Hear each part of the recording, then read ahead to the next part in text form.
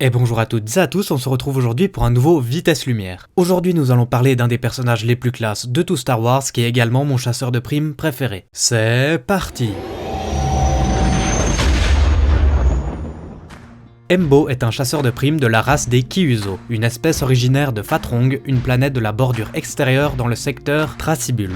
Il s'agit d'une race d'humanoïdes à la peau verte et aux yeux jaunes. Leurs mains ne possèdent que 4 doigts dont un pouce opposable, mais leur dextérité est bien plus précise que celle des humains, ce qui en fait d'excellents tireurs.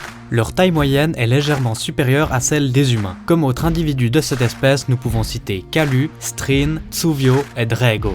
Étant donné que tous les Kyuzo portent un masque sur le nez et la bouche, tout porte à croire qu'ils n'arrivent pas à respirer l'oxygène pur, comme les Keldor par exemple. Embo parle couramment le basique même si cette dernière n'est pas sa langue maternelle. Il est également très souple et très musclé, ce qui en fait un adversaire redoutable en combat à main nue.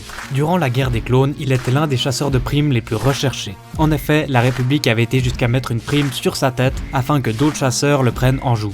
Mais malheureusement pour elle, Embo était si craint et respecté que personne n'osait lever le petit doigt sur lui. Une des caractéristiques principales de combat d'Embo est son chapeau de guerre Kyuzo. Concrètement, c'est un bouclier de Capitaine America que tu te mets sur la tête. En plus d'être blindé et donc par balle, un mécanisme interne lui donne un effet boomerang. Embo peut donc s'en servir comme arme de jet pour assommer ou désarmer ses ennemis. Il peut également servir de moyen de locomotion pour descendre une pente. Embo utilise également une arbalète laser comme celle des Wookiees. Il y a ajouté une lunette de visée et on a diminué la puissance afin d'augmenter la précision. Embo possède aussi un Amuba du nom de Marok. Il s'agit d'une espèce de canidé très dangereux mais facilement dressable, trouvable à l'état naturel sur Tatooine. Ils sont grandement appréciés par les pilleurs ou les chasseurs de primes pour leur voracité et leur odorat.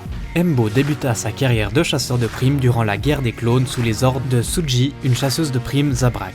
Le groupe était également composé de Seripas et de Rumi Paramita. Ils furent engagés par le Felucien Cassis, le chef d'un groupe de fermiers cultivant du Nisiline, une plante de grande valeur hautement convoitée par nos pirates préférés, j'ai nommé Ando Onaka et toute sa troupe de Wickeys. Ce grand homme mérite amplement un épisode sur lui un jour. Mais passons. Durant la même période, Anakin Skywalker, Obi-Wan Kenobi et Ahsoka Tano furent dépêchés sur Felucia afin d'y constater les dégâts du centre médical en orbite. Cependant, à peine arrivés, ils furent attaqués par des chasseurs vautours et les Jedi s'écrasèrent dans une luxuriante forêt de la planète. Trouvant l'exploitation agricole, ils se firent attaquer par les chasseurs de primes. Ce fut les fermiers qui vinrent mettre un terme au conflit, expliquant aux Jedi que le groupe de criminels travaillait pour eux. Étant de toute façon cloués au sol, les Jedi décidèrent de rester dans le domaine afin d'aider également les Feluciens en les initiant à l'art de la guerre. Plus tard dans la guerre des clones, Embo fut sélectionné avec une dizaine d'autres chasseurs de primes pour participer à un tournoi organisé par Moralo Ival au temple de Deku sur Sereno. Ce tournoi se déroulait dans une arène en forme de cube surnommée La Boîte. Embo s'en sortit très facilement grâce à l'aide de Cad Bane et de Obi-Wan Kenobi déguisé en Rako Ardyn.